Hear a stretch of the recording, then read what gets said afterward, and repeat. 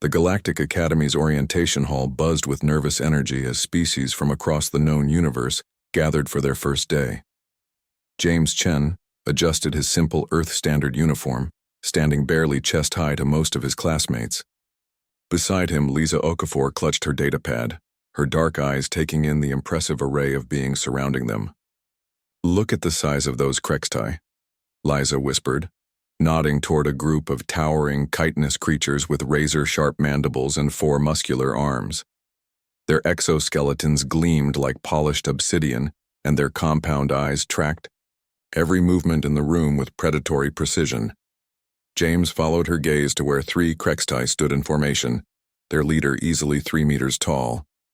Vexthor, according to his name badge, possessed scars across his carapace that spoke of countless battles. His mandibles clicked ominously as he surveyed the smaller species around him. "And those must be the Zephyrian hunters," James observed, indicating a pack of wolf-like beings with silver fur and glowing amber eyes. Their leader, Scarvan, bared fangs the length of kitchen knives as he communicated in low growls with his packmates. The orientation proceeded with typical academic formalities, but James and Liza couldn't ignore the hostile glances directed their way. During the species introduction segment, when humans were announced as one of the newer additions to the Academy, audible scoffs echoed through the hall. Vexthor's translation device crackled to life. Soft shells from a backwater world. How did such prey animals even develop spaceflight? Scarvan's pack yipped in agreement, their leader adding, "Perhaps they'll provide adequate entertainment," before they inevitably withdraw from the program. Over the following weeks, the intimidation campaign began in earnest. Vexthor and his Krextai companions would corner James in corridors, their massive forms blocking his path while they clicked, their mandibles menacingly. They would accidentally knock over his belongings or crowd him at the dining facility until he could barely reach the food dispensers.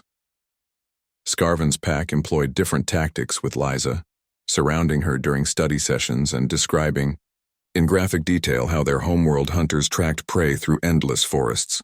They would bare their fangs when she tried to participate in class discussions, reducing her contributions to nervous whispers. The other species watched with mixture of amusement and pity. The crystalline Zarkothians shared knowing looks, while the aquatic Mergellans simply observed from their mobile tank units, apparently finding the situation predictable. But James and Liza weren't breaking. Instead, they began studying their tormentors with scientific fascination. "Did you notice Vexthor's carapace coloration shifts when he's frustrated?" Liza asked during one of their evening study sessions. "And the way his mandibles twitch?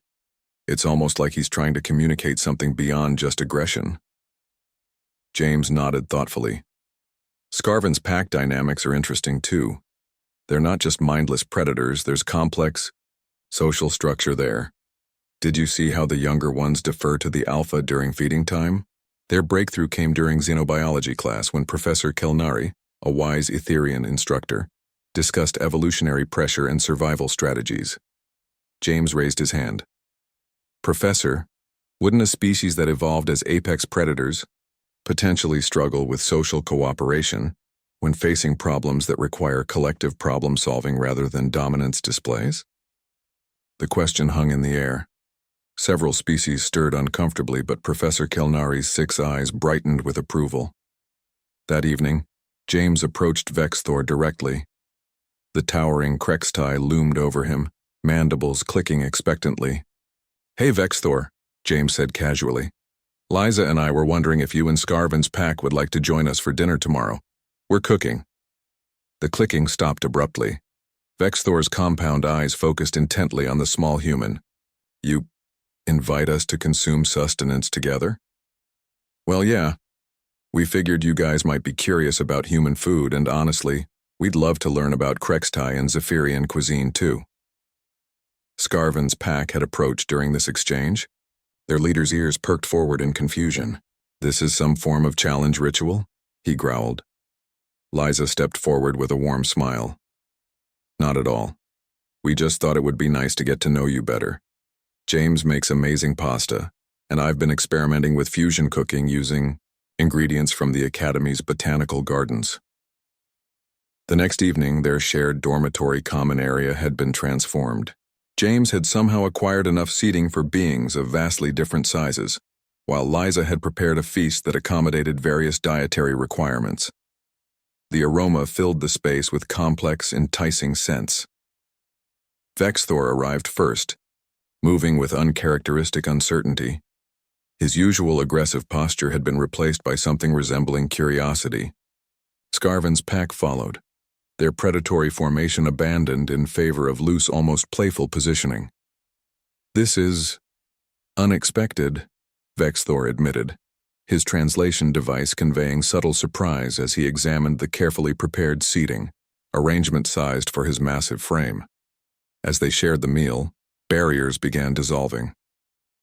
Vexthor explained how Krextai society valued strength above all else, and how his aggressive behavior was actually a sign of respect, testing whether humans possessed the resilience worthy of acknowledgement. "On our world," Scarvin added between bites of Liza's carefully seasoned protein synthesis, "we challenge those we wish to understand. Your species' persistence despite our testing, this speaks of inner strength." James laughed, passing around more food. "We just figured you guys were probably homesick and acting out. Happens to everyone when they're far from home." The evening continued with stories from their respective worlds. Vexthor shared tales of the great hive cities and the honor-bound culture of his people. Scarvin's pack described the endless forests of their homeworld and the complex social bonds that held their society together. But it was when James began asking technical questions about their cultures, genuinely curious about their engineering, their art, their philosophical traditions, that something truly shifted. "You actually wish to learn about us?" Vexthor asked, his mandibles moving in what his packmates later explained was equivalent to a smile. "Not merely to understand potential weaknesses?"